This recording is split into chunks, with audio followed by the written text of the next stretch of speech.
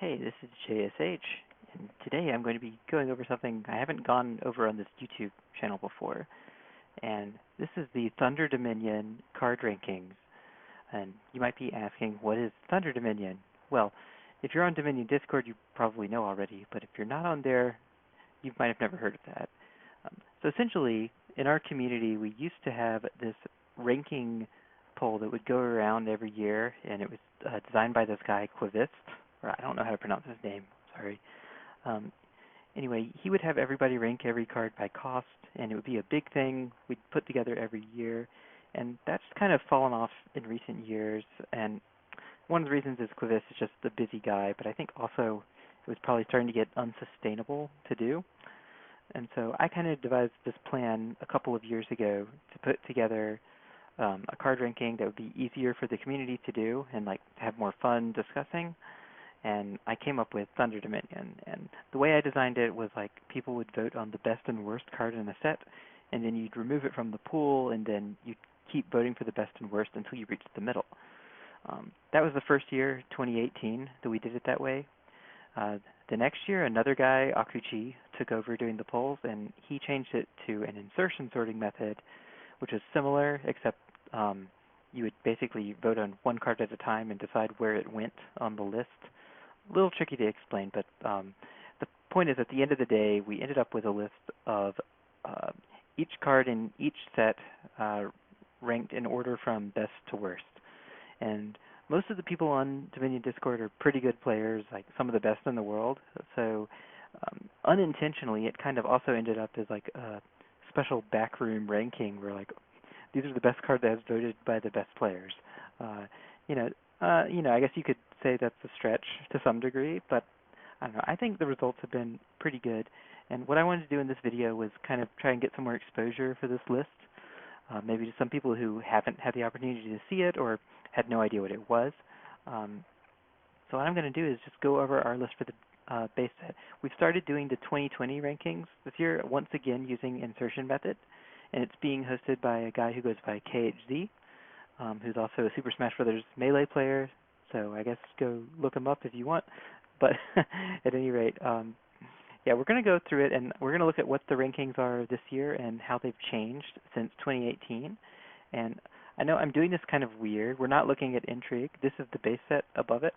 I want to like keep surprises in store for those watching the video. But you can just go on the Dominion Strategy Wiki and find this. Just search for ThunderDominion, and you'll see it.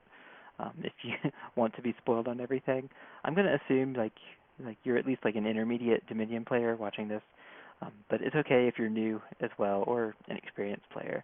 I just want to talk a little bit about the placements of the cards and try to do it sort of quickly. At any rate, so I won't have this long explanation every video, just for this one. At any rate, let's start from the bottom and go up. Okay, so this chart that you see up here, like you can see for intrigue, this is 2018, 2019, and this is showing like how many places it changed since like between these two. So just pretend that this is 2018, this is 2019, and this is 2020, okay? So this is the change from 2019 to 2020. As you can see, Bureaucrat is last in all 3 years. And okay, yeah, I guess I'll get on with it. Yeah, Bureaucrat is pretty universally agreed to be a bad card in Dominion. It's just like a really weak attack most of the time. And there's some interesting tricks you might be able to do with it in some theoretical scenarios, but most of the time gaining a silver on your deck is bad, and the attack is not really enough to justify you getting this, though I suppose it has its moments. All right.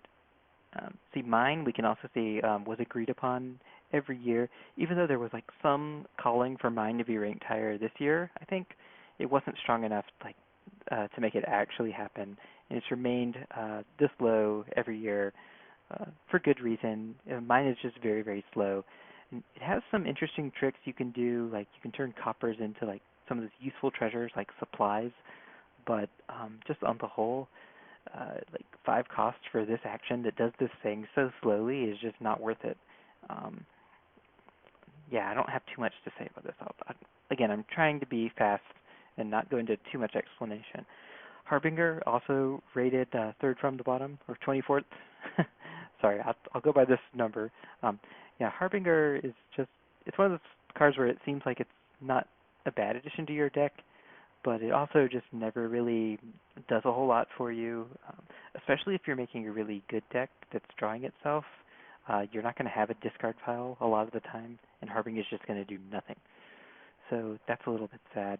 Um, yeah, it's just kind of a do-nothing card, and that's why it's here. It's still better than Mine and Bureaucrat because it's a cantrip, but it's really not saying a whole lot at the end of the day. Okay, Library. Now this is a big mover and shaker. You can see it started 21st, and then it went to 19th, and then it, that's an increase actually. Then it shot down to even lower, down to 23rd. The library is depreciated in value quite a lot, and there could be like a lot of explanations for this. But I think like one of the big reasons has to be the addition of horses in Menagerie has just made like draw pretty crazy. So like you don't need like a kind of a situational draw card quite as much. But also draw to X in general is not as powerful of a strategy as it used to be. Now you can just make like really powerful decks with the newer cards, I think. And things like Library don't come into play quite as often as they used to. There could be other reasons that this has dropped in favor so much. I think like those are probably some of the big ones. And you know, it's never been like a super strong card in the base set to begin with. You know, I kind of posted this joke. You know, basically Library, it can skip the cards that you want to draw, but it's really bad at avoiding the cards you don't want. So that's always been a problem for it. Okay, Moat is here, and there was so much debate over Moat, I felt like, but it ended up being in the same place, 22nd, every single year. Yeah, obviously not a very strong card, but it's got a few things going for it. Like it's above Library, obviously, and they're both draw cards, which just goes to show you that +2 cards isn't as bad as it used to be back in the day. But also, I mean, it does defend you from attacks. You can't complain about that. Cellar, there was like a ton of debate about Cellar this year, and yet it still ended up in like roughly the same place at 21st. Yeah, I mean, obviously like it can be powerful after you've drawn a whole bunch of stuff in your deck, but it does take a place in that hand, and having to dump cards for other cards is sometimes not good, especially if you've done lots of trashing. Yeah, you know, it's never been a great card. It seems like people generally agree it belongs in this bottom tier here. Okay, Gardens actually went up 3 spaces. Ooh, spoilers. Yeah. So, yeah, Gardens went up 3 spaces, even though it's been 23rd in the past. And one of the big reasons for that is just the Menagerie expansion has added cards that like add so many cards to your deck, like whether it's like horses or populate or whatever. That yeah, it's just kind of ended up you have fatter decks these days, and so at least slightly. So Gardens is at least better than Duchy in most decks. Like I don't know if that's entirely true, but it seems like that was one of the arguments I saw floating around Discord a lot. I still think it's pretty bad myself, but I can kind of see the argument for it being a lot better than it used to be. Oh, also Gardens got its new best friend in Groom, which is a really cool card from Menagerie. So I guess that helped it a little bit as well. Okay, Workshop is number 19, and it's depreciated. Went down 2 slots in 2019, and it's gone down another one now, and kind of settled here at 19th. And I think I could see it sticking around here probably in the future. It's a really weak gainer, but I mean it is a gainer nonetheless, so it's above some of this stuff. Yeah, I mean I think it's really just competition at this point that's driven it down this far. It's never a great card to begin with. Yeah, but yeah, it's just kind of mediocre at this point. Still, like better than a lot of new players think it is, I guess. Vassal, so it's kind of a weird one. Like it went down, and then it went back up. So now it's like at the highest ranking it's been at 18th. Yeah, Vassal, like some of the argument for it being this high is that it's pretty good at the start of the game. Like in the opening, if it skips a bad card and helps you hit 5, well, that's pretty nice. That's better than a silver. And also there's these decks you can build that have big Vassal chains and stuff. I think they're actually fairly uncommon, but still they are a thing. It's an interesting card, but I think like it's often overrated just because it's kind of a fun card. Still, like it doesn't deserve to be too much lower than this. I don't think. I think this is a good placement for it personally. I was kind of sold by some of the arguments for it being good this year during the debates, but I could also see it a little bit lower as well. What do you think of Vassal? You don't have to answer that. Bandit is down here at 17th, and this was another real controversial one. There was actually a revote on it, and yet it still ended up in roughly the same spot as it's been. Bandit is one of those cards like that newer players, lower level players really love and think like they desperately have to have, but yeah, at the end of the day, it's actually not that different from Thief, I guess.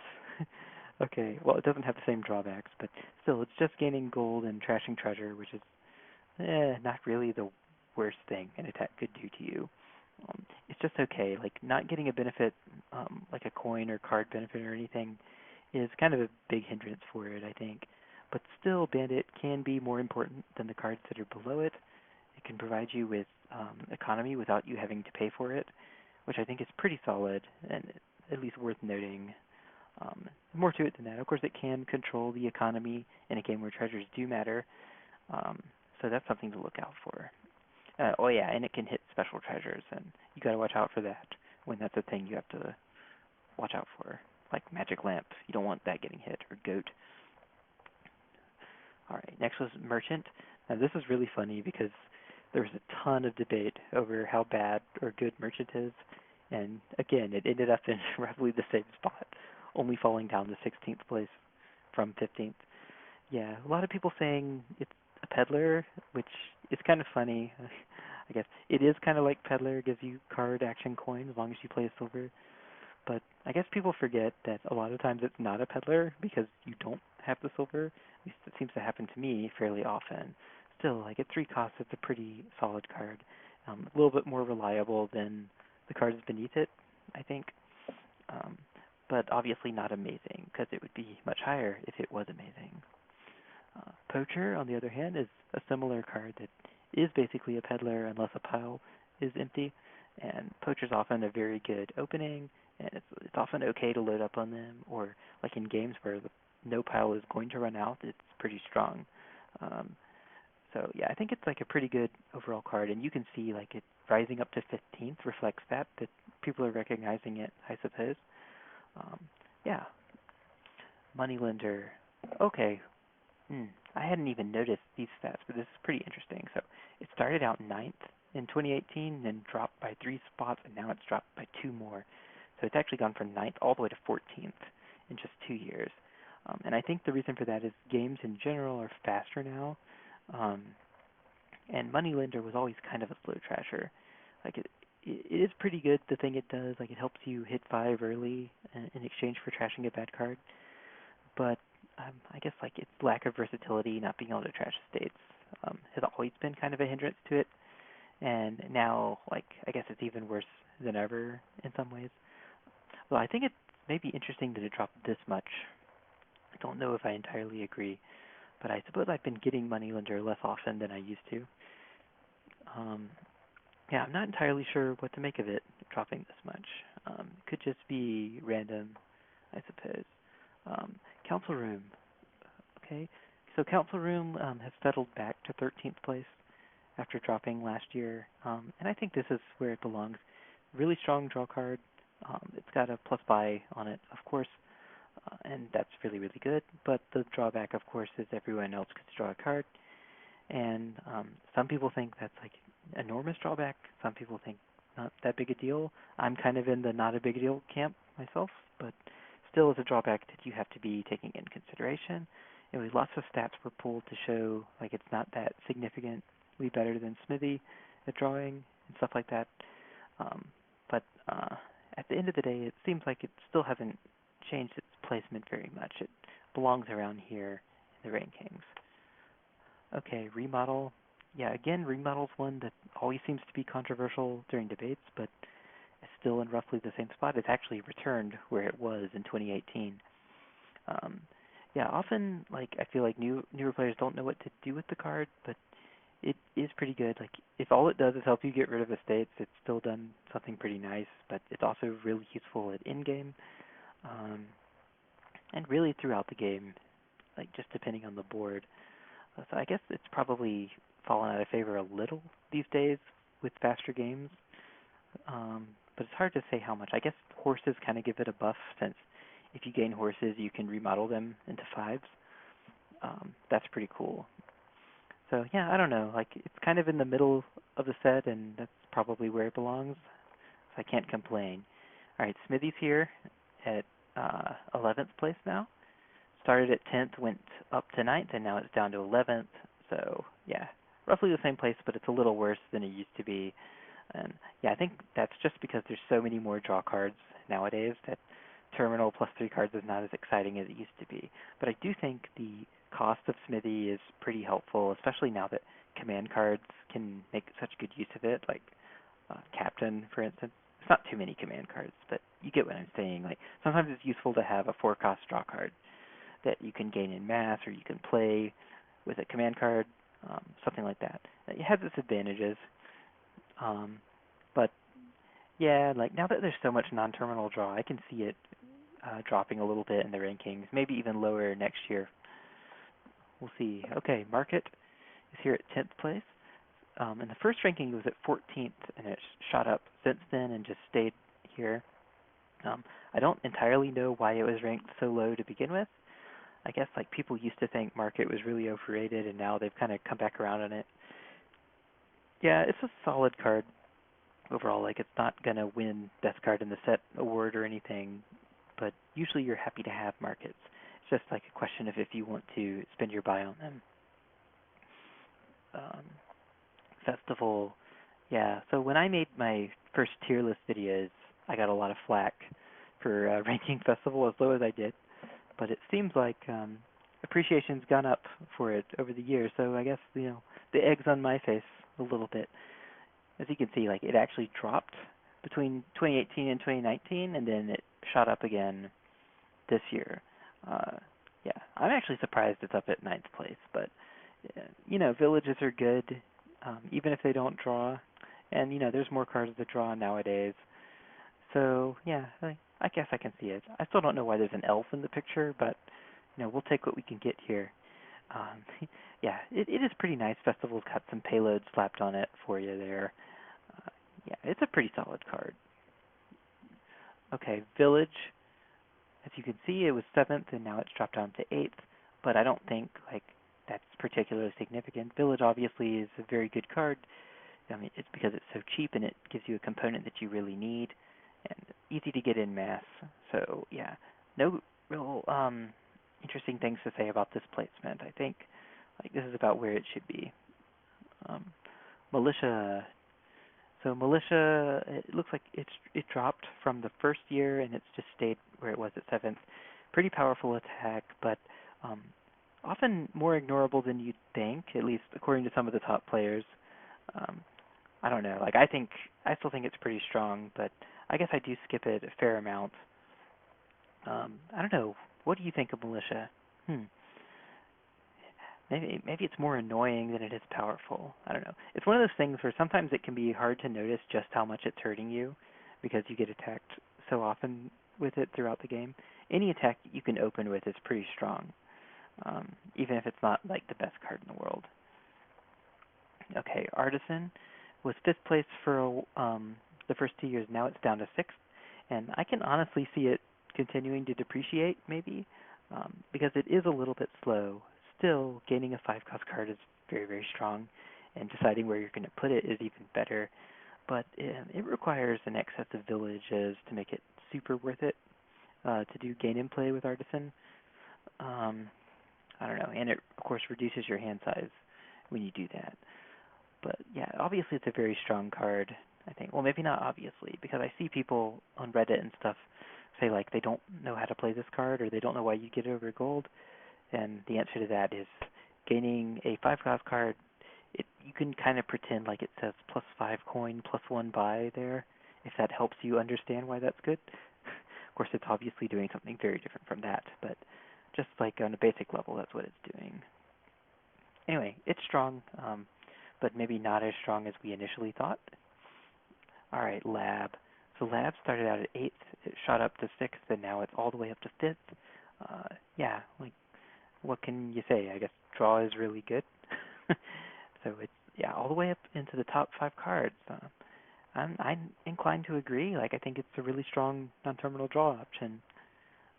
I don't know, like, what's happened that's made it better over the years. Maybe nothing. Maybe just, like, people have kind of changed how they feel about the game a little. Hard to say, but it's definitely a very good card. Like, you should be focusing on whenever you see it. Unless there's better draw options, then don't, obviously. Okay, Throne Room. You're going to notice, like, the top 4 hasn't changed at all. In fact, I'll just show it to you right now.